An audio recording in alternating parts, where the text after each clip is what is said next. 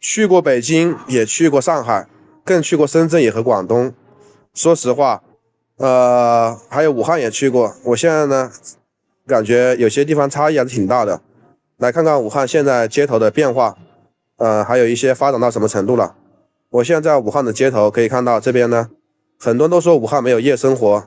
那大家可以看一下，这边摆摊自由，很多人在这边练摊，感觉真的为了民生啊，为了一些底层人的一些生活，真的是就是说不会去刻意的让他们，比如说不摆摊啊，或者驱赶啊，没有这种情况。这边摆摊呢是整条街整条街的啊。说实话，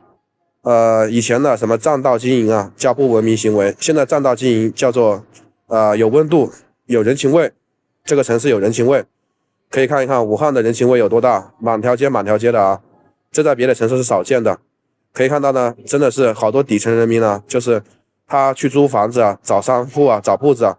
那个成本太高了，因为本身就没什么利润。然后大家可以看一下这边的夜生活真的非常丰富啊。顺便大家看一看武汉的现在发展情况。我现在是在武汉的一条非常知名的老街，这叫水塔美食街。大家可以看一下这条美食街呢，然后就是里面有很多吃的，比如说烤的、喝的、吃的、炸的都有。然后大家可以看一下，这边是有臭豆腐，然后这边是有出租车还在里面穿梭呢，然后很多人在门口摆摊啊。在武汉呢，人们的习惯就是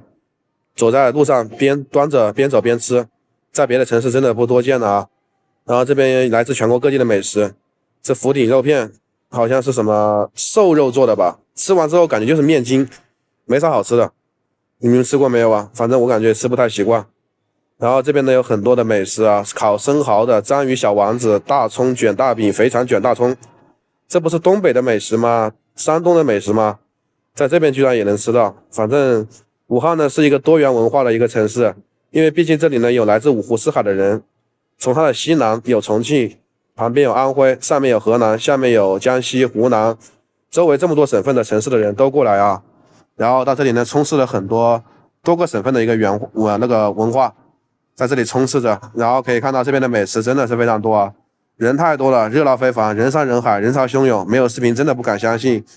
反正就是武汉的生活啊，这边的价格真的是物美价廉，在别的城市吃碗面条十几块，在武汉一碗热干面才6块，有的地方卖5块，有的地方卖5.5块，可能跟地段房租它的一个情况不一样，所以定价就不一样吧。而且武汉这边非常人性化，还可以让这种电动马步车啊，比如说照顾不方便的人群，治安也非常好，路口随时有警车在这里巡逻，这在别的城市少见的啊。这里也是武汉的市中心内环的地段，这边呢就从那个老的城区里面走出来了。看看这边的一个也是老城区啊，楼房不是很高嘛，然后但这里呢充满了武汉的商业气息和文化氛围，而且这里呢非常多的人。我现在来到了武汉的江汉路步行街的正街，大家可以看一下这边的变化就不一样了，这里是万国的建筑群。可能我今天没有分享到什么武汉的高楼大厦，但是能分享到武汉的烟火气息和江湖气息。然后大家可以看一下这边呢是非常多的历史建筑，因为曾经这里也是租界，所以看到左右两边的房子啊真的非常漂亮，那种灯光非常的耀眼，非常的舒服。然后大家可以看一下这边左边呢是一些小的店，然后右边呢是麦当劳、肯德基，反正现代化的程度非常高啊。虽然也是在老城区里面，这边呢也是属于老城区吧，因为这边呢房子啊都是历史的建筑嘛，曾经这里也是租界，所以能看到很多历史的洋房，感觉到不一样吧。然后大家可以看一下，前面呢是老街，这边呢是那个还有很多好吃的地方。然后我们刚刚就在前面逛的啊，整体给我的印象就是武汉的印象就是它既有北上广深的繁华，又没有北上广深那么高的物价，这边租房也很便宜啊。据说呢只要2000多块钱一个平，这可是武汉市中心的黄金地段啊，内黄啊，而且还能租到很好的房子。然后大家可以看一下这两边呢，说实话发展的也非常好，吃的也很多，然后到时候是绿树成荫的，在别的城市少见，很多地方的城市都没有什么绿树，可能是因为武汉这边的气候啊，经常会有那种雾霾出现，不知道从哪里飘来的吧？听说是从韩国飘来的，我也不知道。反正呢，这个绿化呢是做得非常好的，在别的城市是少见的。武汉呢，就是现在是这种情况，然后当然呢，只是看到一个老城区的情况，到时候再拍拍新城区高楼大厦的一个情况。反正人们生活的非常幸福，安居乐业，